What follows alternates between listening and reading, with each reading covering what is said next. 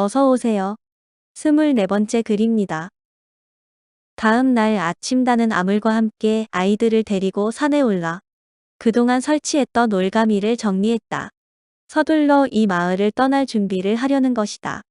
아이들에게 올가미를 설치하고 싶은 곳이 있으면 직접 자신들의 손으로 놓게 하였다.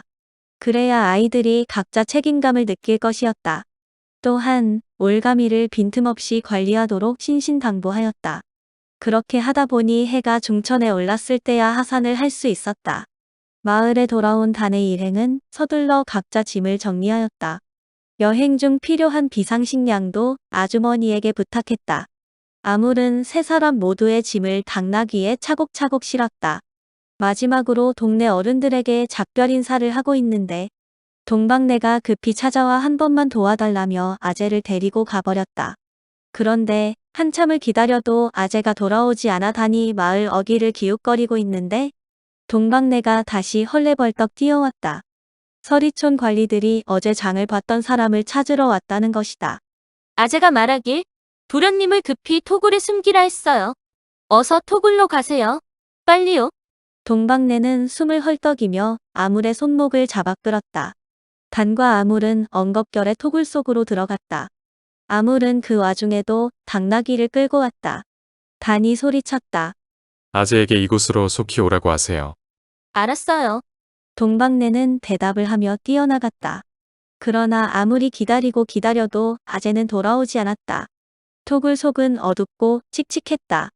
바닥은 집더미가 고루 깔려 있고 콩과 말린 채소, 건초 등이 쌓여 있어 눅눅한 냄새가 피어나고 있었다. 당나귀가 답답했던지 발을 몇 번 구르더니 히히힝하고 울었다. 단이 얼른 당나귀의 입을 막고 목을 쓰다듬어 진정시켰다. 그러나 당나귀는 얼마를 참지 못하고 목을 비틀어대며 다시 울어댔다. 아무리 건초를 당나귀 입에 쑤셔 넣었다. 그러자 당나귀는 발을 구르며 몸부림쳤다. 그러다 어쩌다 당나귀가 조용해졌을 무렵 밖에서 두런대는 말소리와 발걸음 소리가 소란스럽게 들려왔다. 단이 숨을 죽이고 밖의 동태를 살폈다. 동태를 살핀다는 게 밖을 내다볼 수도 없었고 멍석가리개 뒤에 바짝 붙어 소리를 엿듣는 것이 고작이었다. 그때 갑자기 멍석이 확 걷어졌다. 그와 동시에 단과 아물의 눈앞에 죽창이 바짝 들이닥쳤다. 꼼짝 마라. 장정 3명이 소리쳤다. 그렇지 않아도 꼼짝도 할 수 없었다. 너희들 이 마을 사람이 아니지? 분명 간자임이 틀림없어. 순식간에 단과 아물은 밧줄로 결박당했다. 반항해 볼 겨를도 없이 꽁꽁 묶여 마을로 질질 끌려 나왔다. 동네 사람들이 몰려나와 그 모습을 지켜보고 있었다. 이놈들은 마하나의 첩자들이다. 잡아가 조사할 것이니 그리 알라. 뚱뚱한 장정 하나가 소리쳤다. 동네 사람들은 누구 하나 나서서 말 한마디 하지 않았고 꼼짝도 하지 않았다. 오히려 이런 소리가 희미하게 들렸다. 그 소리는 아마 잘못 들었을 것이라고 다는 믿고 싶었다. 간자였다니 우리가 큰일 날 뻔했잖아. 그러게 말이야. 어쩐지 이상하다 싶었어. 하지만 사내 아이들은 우르르 몰려와 단과 아물의 주위를 에워싸았다. 형, 도대체 왜 그래? 노랑 새도 잡혀갔어. 아이들은 발을 동동 구르며 안타까이 떠들어댔다. 비켜 이 녀석들아. 뚱뚱한 장정이 죽창을 마구 휘둘러서 아이들을 떼어냈다. 노랑 새라면 아재가 잡혀갔다는 말이다. 믿기 어려웠다. 아재의 실력으로 이따위 장정 서너 명은 충분히 감당할 수가 있었을 텐데 어찌된 일일까? 철썩 단이 생각에 잠겨 있는데 장정 하나가 죽창으로 등짝을 후려쳤다. 빨리 걸어라. 빨리. 장정이 밧줄을 잡아채자 결박된 손목에서 불에 댄 것 같은 뜨거운 통증이 일어났다. 그렇게 단과 아물은 질질 끌려가며 점점 동네에서 멀어지고 있었다. 아이들은 형아, 형아. 소리를 지르며 따라왔다. 눈물을 흘리는 아이도 있었다. 그때 한 아이가 노래를 부르기 시작했다. 곧바로 다른 아이들도 그 노래를 따라 불렀다. 꽃이 피었는데, 우리 꽃이 피었는데. 속 없는 동방내야 노랑새 잡지 마라. 빨강새, 파랑새 줄줄이 잡혀가면 꽃이 지네, 꽃이 지네. 우리가 떨어지네. 아이들의 노래만이 상황을 어렴풋이 짐작하게 했다. 단과 아물은 해가 기울도록 끌려다녔다. 먼 길이었다. 당나귀도 힘에 겨운지 몸을 떨어대며 푸르릉거렸다. 이윽고 마을에 도착한 장정들은 그들을 창고에 밀어 넣었다. 그곳은 토굴 같은 창고였다. 벽은 돌과 흙으로 두껍게 쌓여 있었다. 아주 작은 창이 밖을 내다볼 수 없는 높이에 뚫려 있을 뿐. 창고 안은 침침했고 아무것도 없었다. 어디선가 진한 암모니아 냄새가 풍겨나왔다. 출입문은 굵은 나무 기둥으로 엮여 있어 그나마 약간의 빛과 공기가 스며들어왔지만 밖을 내다볼 틈은 거의 없었다. 바닥은 썩어가는 멍석이 깔려 있었는데 한쪽 구석이 불쑥 솟아나 있었다. 그곳의 멍석을 들써보니 2개의 통나무가 빗장 질러 있고 바닥은 뻥 뚫려 있었다. 그곳에서 암모니아 냄새가 독하게 풍겨 나오고 있었다. 그곳은 변을 보는 장소였다. 그러고 보니 이곳은 죄수를 장기간 가두어 두는 감옥임이 틀림없었다. 단과 아물의 양손은 결박당한 채 3발 정도의 길이로 이어져 서로 묶여 있었다. 단은 아물에게 자신의 품속에 숨겨둔 단검을 찾아내도록 하였다. 단의 품속을 뒤지기 위해 2 사람은 요가를 하듯 몸부림을 쳐야 했다. 어렵게 단검을 꺼낸 아물은 단의 손목을 풀었다. 이어 단도 아물의 손목을 풀었다. 결박에서 풀려나니 마음만이라도 해방된 느낌이었다. 단은 단검으로 벽흙 속의 돌 한 조각 떼어내었다. 그것을 변소 바닥으로 던져보았다. 돌이 손에서 떨어진 지 한참이 되어서야 퐁당 소리가 났다. 바닥이 까마득히 깊다는 것이었다. 단은 단검을 사타구니 깊숙이 숨겼다. 잠시 후 문 쪽에서 부스럭거리는 소리가 났다. 문의 하단에서 통나무 하나가 벗겨지고 겨우 손이 드나들 정도의 작은 틈이 생겼다. 밖에서 까칠한 아줌마의 목소리가 흘러들어왔다. 배고프지? 얼른 먹고 물그릇은 돌려줘. 나는 여기서 기다리다 물그릇을 돌려받아야 갈 수 있단다. 문틈 사이로 주먹밥 2개와 물그릇이 밀려 들어왔다. 단이 급하게 물었다. 여기가 어디죠? 우리는 어떻게 되는 것입니까? 아물도 물었다. 내 나귀는 어디 있죠? 밖에서 여자가 퉁명스럽게 대답했다. 난 아무것도 몰라. 그리고 아무 얘기도 하지 말랬어. 빨리 물그릇이나 돌려줘. 손이 묶여 있어 그릇을 들 수도 없어요. 하나만 알려줘요. 여기는 무엇을 하는 곳입니까? 단이 다시 사정하며 물었다. 난 모른다니까? 귀찮게 하면 경비병을 부를 거야. 그렇게 되면 너희들 혼쭐이 날 거야. 그러니 빨리 그릇이나 돌려줘. 경비병이라 했다. 그렇다면 이곳은 혹시 군영이라는 말이 아닌가? 주먹밥을 먹으려 했으나 역하기만 했다. 여러 가지 잡곡을 섞어 아무렇게나 뭉쳤는데 딱딱하게 식어 얼음 조각 같았다. 아물도 역시 먹지를 못하고 쳐다보기만 했다. 그들은 주먹밥은 젖혀놓고 물만 마시고 물그릇을 돌려주었다. 아줌마는 다시 문틈에 통나무를 끼워 고리를 채우고 잽싸게 사라졌다. 날은 이미 어두워 사방은 캄캄했다. 무서워. 우리 이제 어떻게 되는 거야? 아물이 잔뜩 겁을 먹고 어깨를 오들오들 떨었다.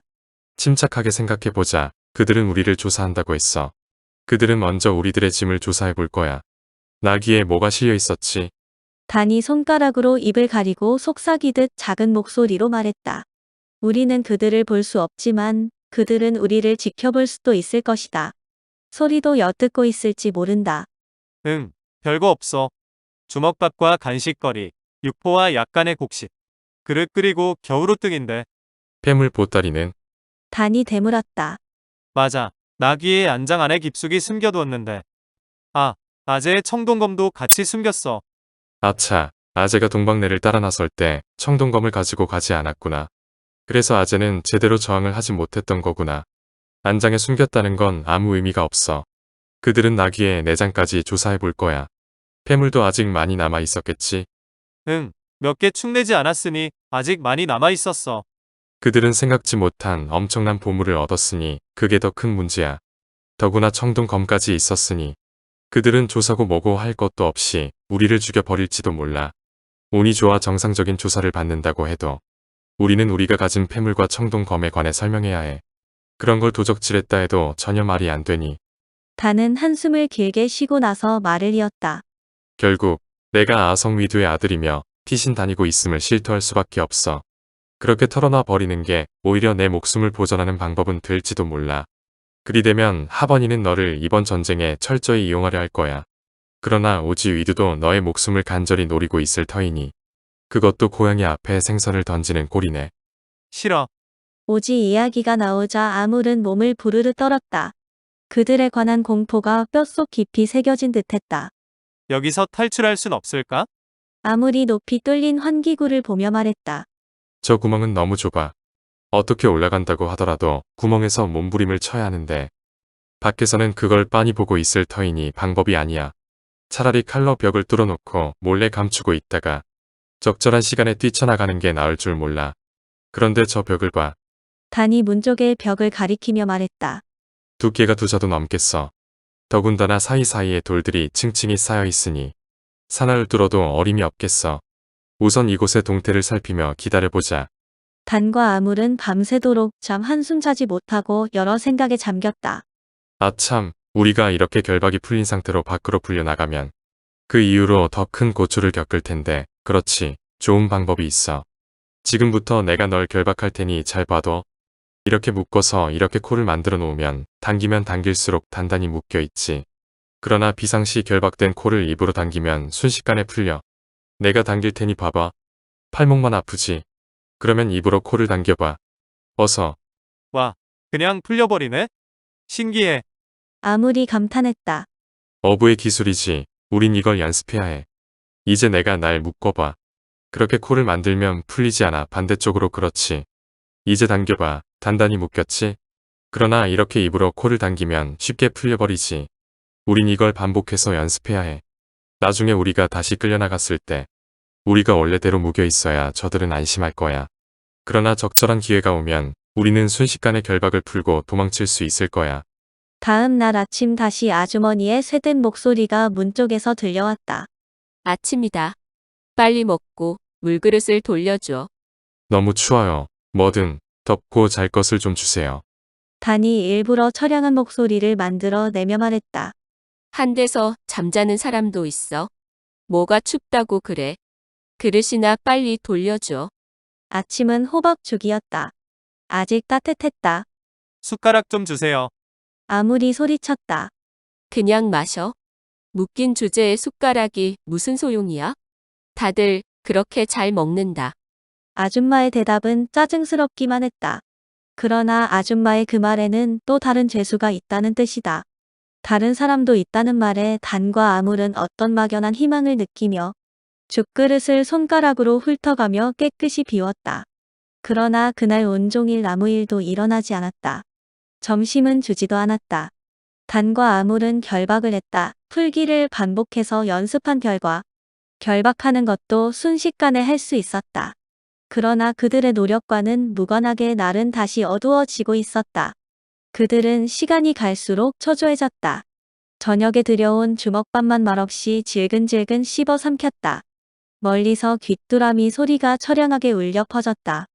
흙벽에서는 징그러운 그리마가 기어다녔다. 바닥에선 집게벌레가 멍석 틈바구니를 오르내렸다. 구석에서 방울벌레가 튀어나오기도 했다. 그들은 벌레를 잡아 죽이기도 하고 서로 뒤엉켜 싸우게 하는 장난을 치기도 했다. 그러다가 꼭뻑 앉아있는 채로 잠이 들었다. 다시 날이 밝았다. 머리 위에서 까마귀가 까까 굴어댔다. 아무리 놀라 소리쳤다. 저 소리 들어봐. 까마귀가 우리의 죽음을 알리고 있어. 단이 아물의 어깨를 두드리며 말했다. 그 소리는 새벽의 노래소리야. 산에서는 흔하게 듣지. 해가 뜨면 가장 먼저 새들이 시끄럽게 떠들어. 그러니 그런 소리에 놀랄 필요는 없어. 얼마 후 아줌마가 수수죽을 내밀었다. 단과 아물은 누가 그릇을 빼앗아 갈세라. 후루룩 마시고 바닥까지 훑어먹었다. 그래도 배가 고팠다. 오늘은 무슨 일이 벌어지겠지 하고 그들은 생각했다. 다시 결박하는 것과 풀기를 반복해서 연습했다. 너무 연습해서 밧줄 끝이 너덜너덜해졌다. 이제는 보지 않고도 상대를 결박할 수 있었다. 그러나 그날도 해가 기울도록 아무 일도 일어나지 않았다. 밖이 궁금한 아물이 바닥에 엎드려 출입구 통나무 틈 사이로 밖을 내다보았다. 무서워. 시커먼 그림자 같은 게 돌아다니는 것 같아. 커졌다가 작아졌다 하는데 저거 요괴 아냐? 어둑선이 맞지? 아물이 마음 약해진 소리를 하자 다는 불어 아물을 놀리고자 말했다. 아마 이곳 감옥 속에서 억울하게 죽은 사람이 많을 거야. 그러니 그 요괴는 어둑선이가 아니고 두억선이일 거야. 두억선이? 억울하게 죽은 영혼이 살아있는 사람을 해치기 위해 돌아다니지. 이쪽으로 오는 것 같아. 우리를 보면 죽일까? 여기서 쉬어가렵니다. 지금 창밖에 가랑비가 내리고 있어 몸이 무겁습니다. 25번째 글에서 다시 만나요. 감사합니다.